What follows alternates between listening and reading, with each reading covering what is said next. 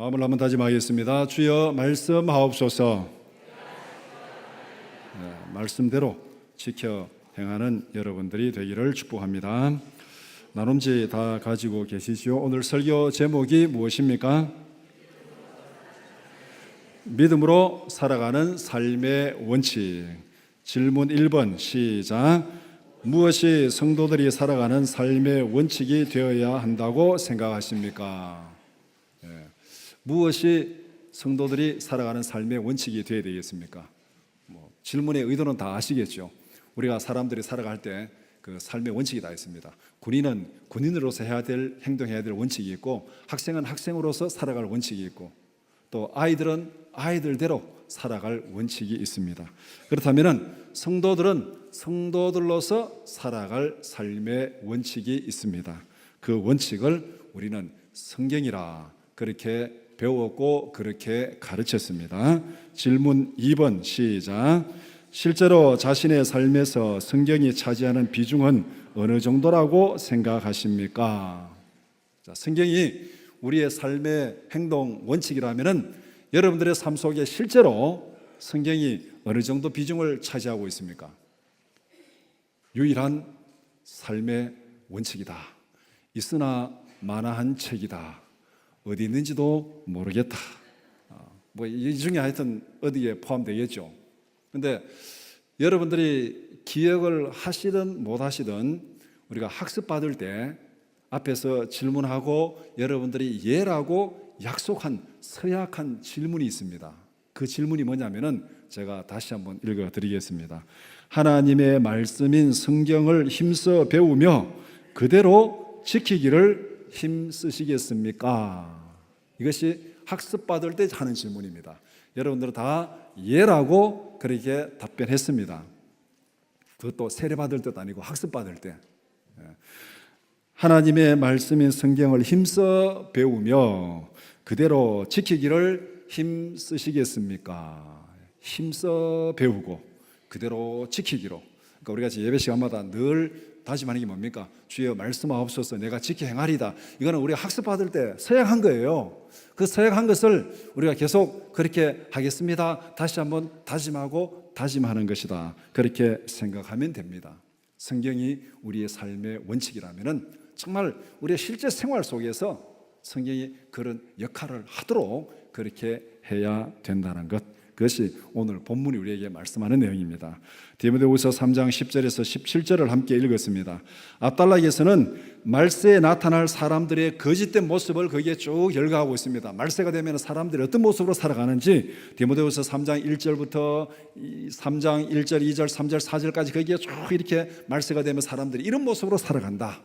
그렇게 말하면서 그 다음에 그와 대조적으로 본문에서는 복음으로 살아가는 사람들, 믿음으로 살아가는 사람들은 어떻게 살아가야 되는지 그것을 말씀하는 것이 오늘 본문의 내용입니다.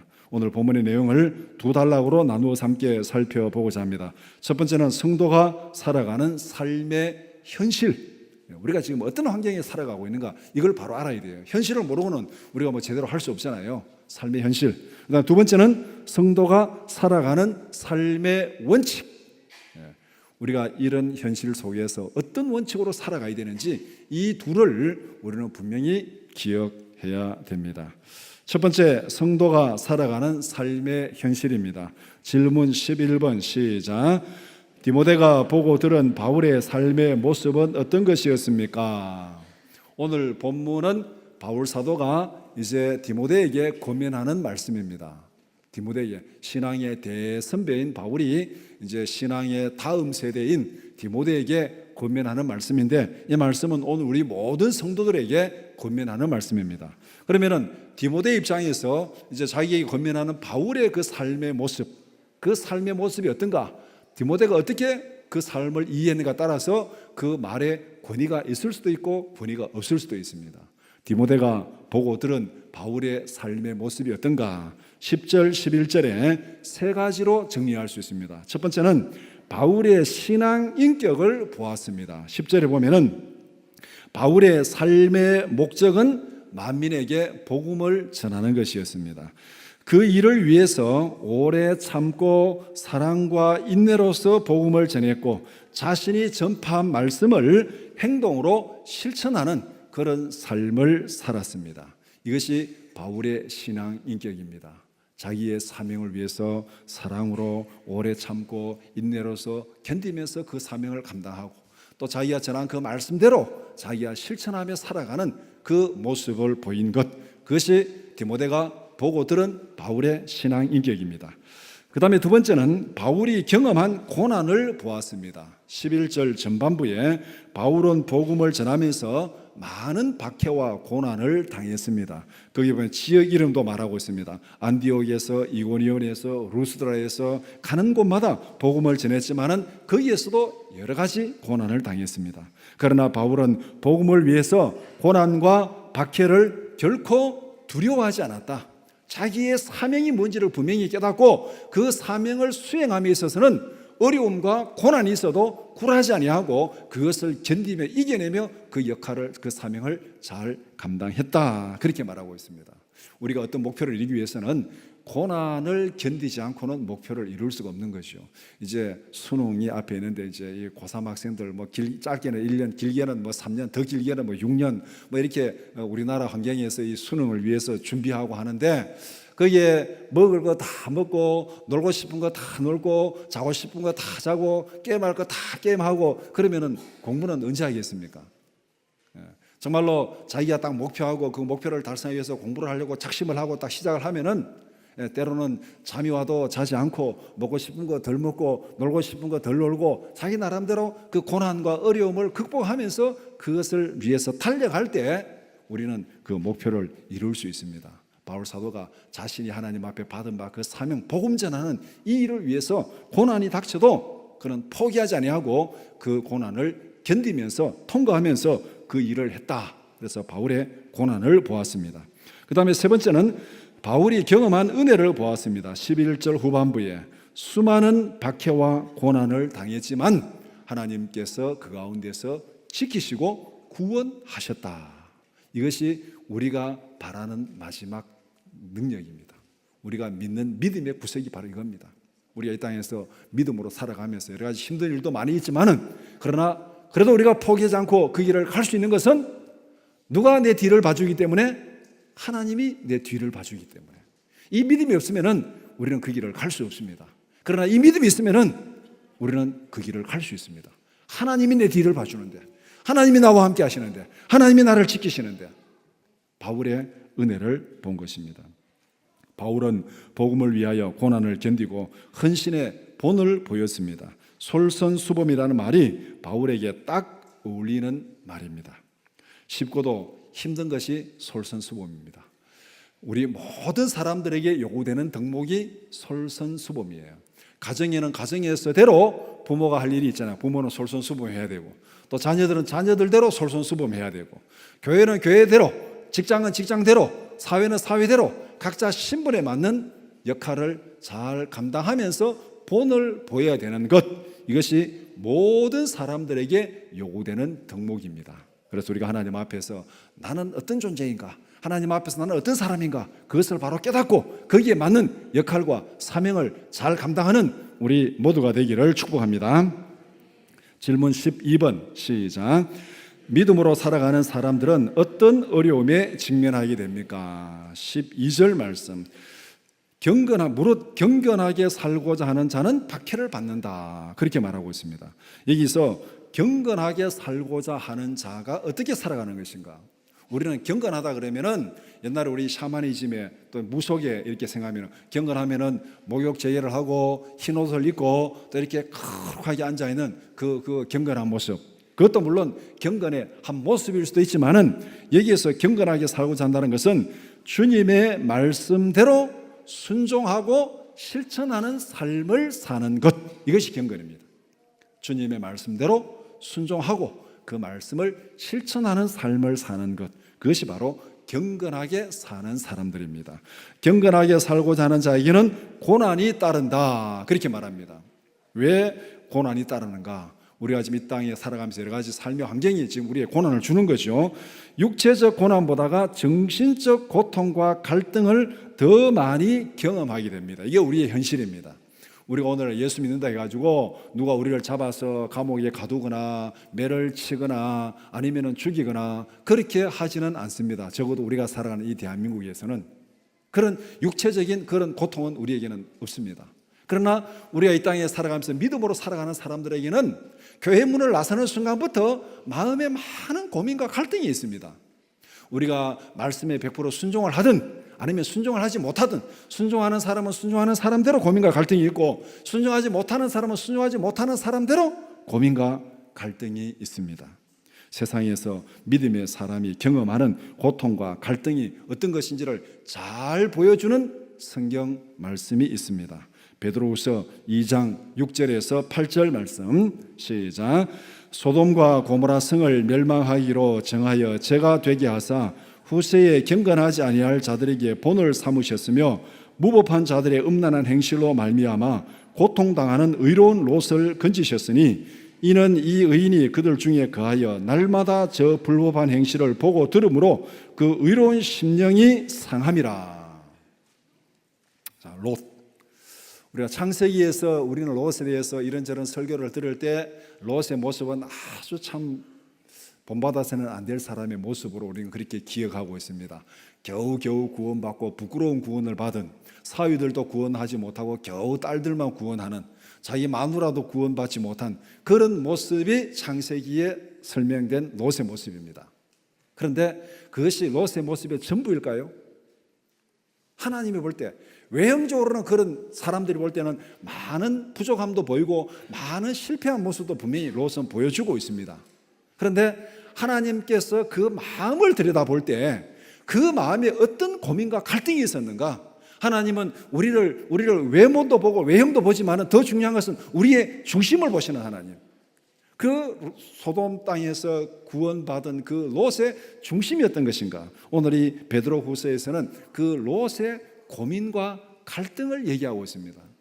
그가 하나님의 사람으로서 그 소돔 고모라 땅에 살면서 그 사람들의 불법한 거, 음란한 거 매일매일 보고 들으면서 그 마음의 고민과 갈등과 고통, 의로운 심령이 상함이라 그렇게 말하고 있습니다. 정말 힘든 사람, 불쌍한 사람.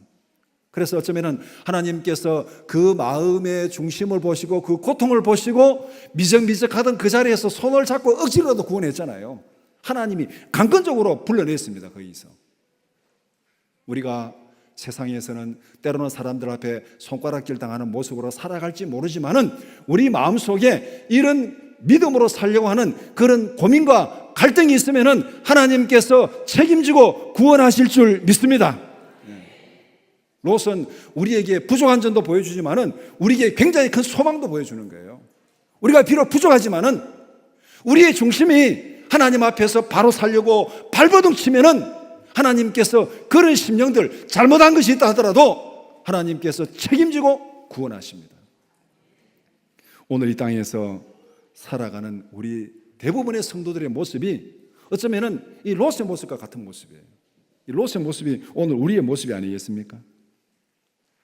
100% 말씀대로 살아가지 못합니다.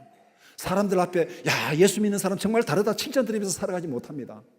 그럼에도 불구하고 우리 안에는 고민이 있고 갈등이 있고 의로운 심령이 상함을 당하는 탄식이 있습니다. 이 탄식이 있어요.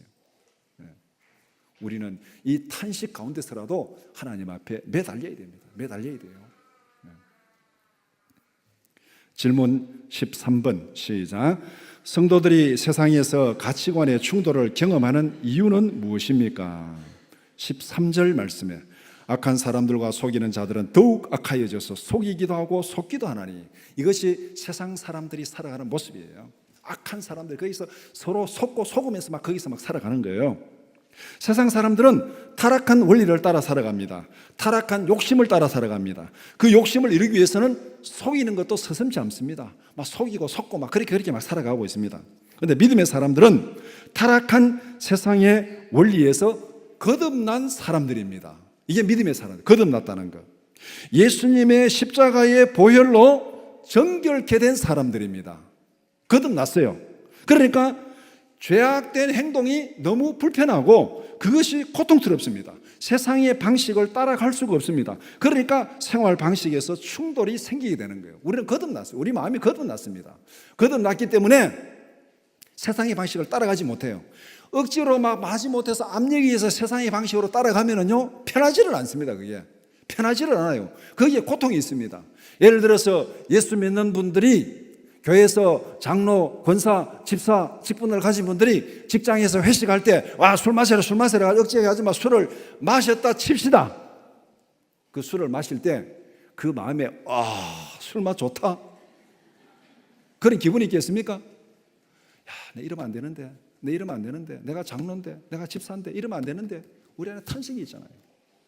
편하지를 않습니다. 편하지 않는 거예요. 그게 고통이에요. 그게 갈등이에요. 우리가 옷을 입는 것도 마찬가지잖아요. 옷을 입을 때 옷이 자기 몸에 딱 맞으면은 그 옷을 즐겁게 입습니다. 근데 아무리 비싼 옷이라도 자기 몸에 안 맞으면 어떻게 됩니까? 안 맞으면은 안 입어요. 생활 습관이 그래요.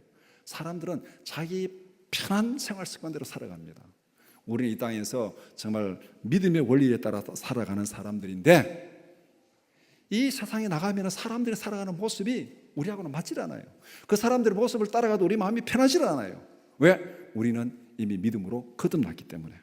성도들이 경험하는 가치관의 충돌을 이렇게 설명할 수 있습니다. 여름 휴가 때 가족들과 함께 저 서해 바닷가에 갯벌 체험을 갔습니다. 갯벌 체험을 가지고 아침부터 하루 종일 그냥 갯벌에서 뒹굴고 막 흙묻히면서 재밌게 시간을 보냈습니다. 이제 오후에 집에 돌아올 시간이 돼가지고 이제 샤워를 다 하고 옷을 갈아입었습니다. 샤워를 한 사람과 아직 샤워를 하지 않은 사람의 행동이 같을까요? 다를까요? 같습니까? 다릅니까? 같을 수가 없죠. 샤워한 사람은 이제 더 이상 갯벌에 들어가지 않습니다. 그게 아무리 재밌게 보여도 거기에 막 조개가 막 뒹굴러 다녀도 거기 안 들어갑니다. 이미 샤워했기 때문에. 그러나 샤워하지 않은 사람은 어떻게 합니까? 또 들어가는 거죠, 거기에. 이것이 바로 이 땅에서 거듭난 성도들이 경험하는 가치관의 충돌입니다. 샤워한 사람과 샤워하지 않은 사람, 거듭난 사람과 거듭나지 않은 사람. 예수님도 베드로에게 목욕한 사람과 목욕하지 않은 사람의 구분을 딱 지어주고 있습니다. 우리는 이 땅에서 예수 그리스도의 십자가의 보혈로 목욕한 사람들이기 때문에 우리는 이 땅의 생활 습관을 함부로 따라가지 못합니다. 거기에서 때묻지 않으려고, 범죄하지 않으려고, 오염되지 않으려고 우리는 조심하고 거룩하게 살아가는, 그것이 우리가 살아가는 삶의 모습입니다. 두 번째, 성도가 살아가는 삶의 원칙. 이런 환경에서 우리는 어떻게 살아가야 되는가? 질문 21번 시작. 악한 자들과 함께 살아가는 현실에서 성도들의 행동 원칙은 무엇입니까? 14절에 보면은 그러나 너는 배우고 확신한 일에 거하라. 그러나는 이게 앞에과 반대잖아요. 14절에 그러나니까 13절에 악한 사람들은, 속이는 자들은 이렇게 하고 악하해지고 속기도 하고 이렇게 살아가는 거. 그러나 너는 배우고 확신한 일에 거하라. 배우고 확신한 일이 뭐냐면은 가르침을 통하여 깨달아서 믿게 된 것, 이게 배우고 확신한 일이에요. 그거 맞다, 내가 들어보니까 그 말이 맞다, 마음에 확실히 된 거예요. 가르침을 통해서 깨닫고 확실히 믿게 된 것. 그 다음에 거기에 거하라는 말은 뭐냐면은 끝까지 그 상태를 유지하면서 거기에 머물라는 거예요. 끝까지 그 상태를 유지하면서 거기에 머물라. 그 깨달은 대로 지켜 행하고 살아가라는 그 뜻입니다. 배워서 깨달은 진리를 끝까지 실천하라. 성경을 통하여 깨달은 진리를 실천하라는 것입니다. 하나님의 말씀에 순종하는 삶을 살아라. 세상 사람들은 악해서 속이기도 하고 속기도 하고 그렇게 살아가지만은 너는 배우고 확신한 그 하나님의 말씀을 지키면서 말씀대로 살아라. 그렇게 말씀합니다. 이 땅에서 성도가 살아가는 삶의 원칙은 하나님의 말씀입니다. 세상의 욕심이 아닙니다. 처세술이 아닙니다. 하나님의 말씀에 순종하며 살아가는 우리 모든 성도들이 되기를 축복합니다. 질문 22번 시작. 디모데가 가졌던 신앙의 장점은 무엇입니까? 15절 말씀. 또 어려서부터 성경을 알아나니 성경은 능히 너로 하여금 그리스도 예수 안에 있는 믿음으로 말미암아 구원에 이르는 지혜가 있게 하느니라. 어려서부터 성경을 알았나니. 디모데는 신앙의 조기 교육이 아주 잘된 사람입니다. 모든 사람들이 조기 교육이 굉장히 중요하다고 얘기를 합니다. 정말 중요합니다. 문제는 나이에 맞게 교육의 내용을 결정해야 됩니다. 조기 교육을 시키되 그 나이에 맞게 교육의 내용을 결정해야 돼요. 어린아이들에게 산악자전거를 가르쳐서 되겠습니까? 어린아이들에게는 산악자전거를 가르친 게 아니라 그 애들에게는 세발자전거를 가르쳐야 돼요. 세발자전거 타는 걸 법을 가르쳐야 되는 그 아이들에게 산악자전거 갖다 놓고 막 가르치면 그거는 이 나이에 맞지 않는 거예요. 그건 조기교육이 아니에요. 그거는 조기교육이 중요하지만은 나이에 맞게 조기교육을 시켜야 됩니다. 가장 중요한 조기교육은 어릴 때부터 하나님의 말씀을 가르치는 겁니다. 디모데는 어려서부터 성경을 알았습니다. 누구를 통해서 배웠습니까? 디모데 후서 1장에 보면은 1장 5절 말씀 우리 같이 보겠습니다. 시작. 이는 내 속에 거짓이 없는 믿음이 있음을 생각함이라. 이 믿음은 먼저 내 외조모 로이스와 내 어머니 유리게 속에 있더니 내 속에도 있는 줄을 확신하노라. 누구에게 이 말씀을 배웠습니까? 외할머니에게 배웠고 어머니에게 배웠어요. 오늘 우리 권사님들, 집사님들 사명이 뭔지를 여기 딱 보여주고 있죠. 오늘 우리의 상황하고 정말 비슷합니다. 딸 시집 보내고 나면은 애 낳죠. 애 낳고 이제 또 직장 가야 되니까 그 애를 주로 누구에게 맡깁니까? 시어머니에게 맡긴 경우도 있지만 대부분의 경우에는 친정 어머니에게 맡깁니다. 이게 우리의 현실이잖아요. 외할머니에게 맡길, 외할머니에게. 외할머니 사명이 뭐예요? 오늘 이 말씀대로 하시면 됩니다. 애 보는 거, 애를 봐야 될 상황이 되면은 짜증내지 말고 하나님이 내게 이 사명을 맡기셨구나. 디모데후서 1장 5절 생각하면서 애 앉혀놓고 그 애하고 같이 성경 읽고 또 성경 같이 암송하고 또 한글 그냥 뭐 이것저것 같은 다른 책 놓고 한글 가르치지 말고 성경 갖다 놓고 성경 읽는 거 가르치면 한글 자동적으로 깨우쳐지는 거예요. 이게 하나님 앞에서나 사람 앞에서나 최고의 조기 교육인 줄 믿습니다. 조기 교육에 애들 조기 교육에 제일 중요한 게 뭐냐면은 언어 영역입니다. 언어 영역. 언어 영역의 제일 중요한 조기 교육은 영어가 아니라 하나님의 말씀입니다. 말씀을 가르치면은 한글도 자연스럽게 깨우치고 국어도 자연스럽게 배우고 자연스럽게 되는 거예요. 하나님은 바로 우리에게 이것을 말하고 있습니다. 우리 외할머니 되시는 분들, 할머니 되시는 분들, 어머니 되시는 분들, 한국말도 모르는 애를 갖다가 영어 가르치려고 생각하지 말고 그거는 어린애한테 산악자전거 가르치는 거 똑같아요. 교육 전문가들에게 물어보세요. 저는 교육 전문가는 아니지만은 자기 모국어도 깨닫지 못한 아이에게 외국어를 가르치는 것은 이거는 오히려 교육을 방해하는 거랍니다. 그러니까 하나님 앞에서 정말 성경으로 조교육 잘 시키면은 국어도 한글도 저절로 터득하게 됩니다. 이게 디모데가 가졌던 신앙의 장점입니다. 질문 23번 시작. 왜 성경이 성도들의 삶의 원칙이 되어야 합니까? 16절, 17절. 왜 성경이 성도들의 삶의 원칙이 되어야 되는가? 여기서 한 세 가지로 정리할 수 있습니다. 첫 번째는 성경은 창조자 하나님께서 인간에게 주신 하나님의 말씀입니다. 모든 성경은 하나님의 감동으로 된 것으로 그렇게 말씀하고 있습니다. 인간을 창조하신 하나님께서 주신 인간 사용 설명서, 이것이 성경입니다. 우리가 어떤 물건이든지 간에 그 물건을 잘 사용하는 방법은 사용 설명서대로 쓰면 됩니다. 여러분들이 경유차를 사가지고 경유차에 경유를 안 넣고 가서 휘발유를 넣으면 되겠습니까? 경유차는 경유를 넣어야 되고 휘발유차는 휘발유를 넣어야 됩니다. 그게 기본 사용 설명서잖아요. 그 설명서대로 사용해야 돼요. 경유차를 사가지고 휘발유 넣고 쓰면 안 돼요. 마찬가지입니다. 하나님께서 인간을 창조하시고 인간의 사용 설명서, 그것을 주셨는데 그것이 성경이에요. 성경대로 살아가는 것이 우리 인생을 가장 멋있게, 가장 아름답게, 가장 성공적으로 살아가는 방법입니다. 두 번째는 성경은 하나님의 사람으로 온전케 세워줍니다.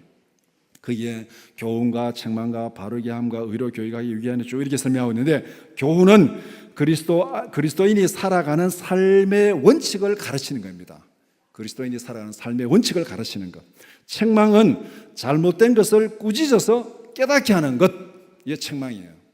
그런데 오늘 우리 교육에서 이게 제일 안 돼요. 이게 문제예요.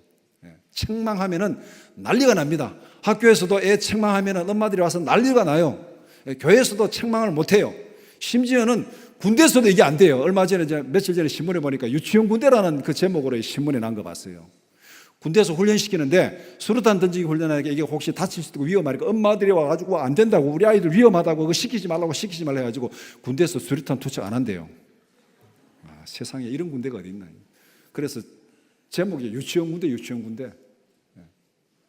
요새는 엄마들이 난리예요. 그래서 전쟁 나도 걱정은 없어요. 제가 생각할 때. 왜 걱정하냐면은 군대에 있는 애들은 다 뒤로 오고 엄마들 앞에 다 나가면 돼요. 그러면 이깁니다 우리가. 그러니까 뭐 걱정은 없어요. 걱정은 없는데 군대가 이게 유치원 군대가 되는 거예요. 책망이에요. 책망이. 잘못된 것을 분명히 잘못됐다 하고 그것을 깨우치고 가르쳐야 되는데 이게 안 된다는 거예요. 근데 분명 우리는 하나님의 말씀대로 책망해야 됩니다. 잘못한 거는. 그 다음에 바르게 함과, 바르게 한다는 것은 추를 바로 세우는 것. 예전에 이 벽돌 쌓을 때 추 이렇게 떨어뜨려 놓고 벽돌 이렇게 쌓는 거 여러분들 많이 보셨을 겁니다. 그게 이게 바르게 하는 거예요. 흐트러진 것을 제자리로 딱 돌리는 것. 사람이 성장할 때는 교육과 훈련이 필요합니다. 때로는 매를 맞기도 하고 때로는 꾸중도 듣기도 하고 그렇게 훈련을 받고 교육을 받아야 됩니다. 마찬가지로 하나님의 말씀은 성도들을 교육시키고 훈련시킵니다. 우리는 말씀을 통해서 날마다 마음의 책망을 받아야 돼요. 우리가 완벽할 수 없어요. 늘 하나님의 말씀을 통해서 책망을 받고 우리의 잘못된 것을 바로 세우고 그렇게 훈련해 가야 되는 것. 이것이 하나님의 말씀이 우리에게 하는 역할입니다.